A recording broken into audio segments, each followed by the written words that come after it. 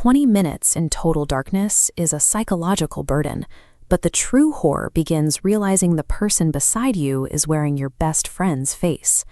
When Anandi returned to the campsite from the trees, she carried a heavy, suffocating scent of bridal mendi rather than the smell of firewood. Her dialogue had become eerie and disjointed. She spoke in flat tones about a lost girl who wandered into the woods, claiming with chilling certainty that the girl was now happy. The most effective predatory traps bypass a victim's survival instincts by hijacking their ultimate source of trust.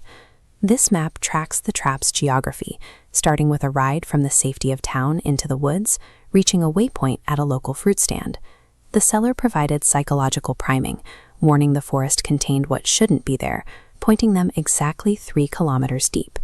At that threshold, their GPS signal vanished, cutting them off from any digital navigation or help. Stranded in the Groln Dork, they made the fatal decision to camp in an unnatural clearing rather than find the road back to town.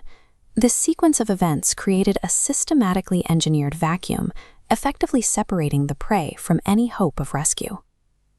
Back in the present, the mimic leads the way to the river with a physical rigidity that defies the terrain. It moves at an unnaturally fast, gliding pace through the brush, without ever stumbling over the roots or rocks. Praxia's attempts to use humor to mask her fear are met with a stiff, aggressive defense of bridal purity and the auspiciousness of the mendi scent. Praxia watches the familiar face of her friend, but the proportions and reactions are subtly off, as if recognizing a pilot who doesn't quite understand the skin they are inhabiting. This grueling march functions as the final phase of the hunt, designed to drain the victim's mental resistance before the physical strike.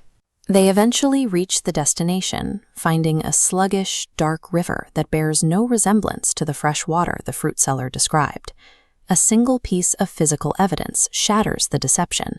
Anandi's modern winter jacket is snagged on a rock out in the deep water. If the real Anandi's clothes are in the river, the entity standing on the shore is an imposter.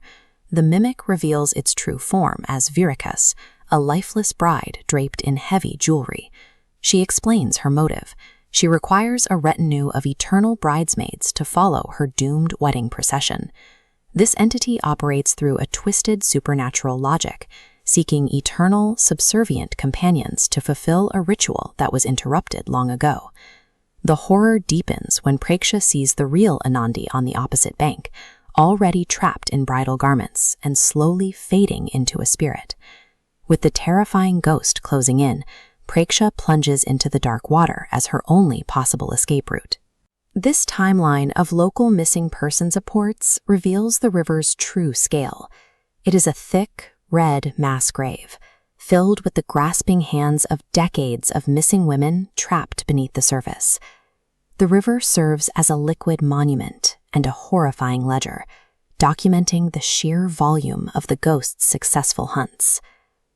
The next morning, Praxia hides in the mud at the edge of the forest, watching the road that leads back to civilization. She watches 2 new tourists arrive on bicycles and stop at the same fruit stand to ask the same questions the girls asked just 1 day earlier. The local vendor points them toward the same 3-kilometer marker, acting as a deliberate intake system for the forest. Virica's bridal procession has an infinite quota, and as long as humans are willing to point the way, the trap will continue to reset for the next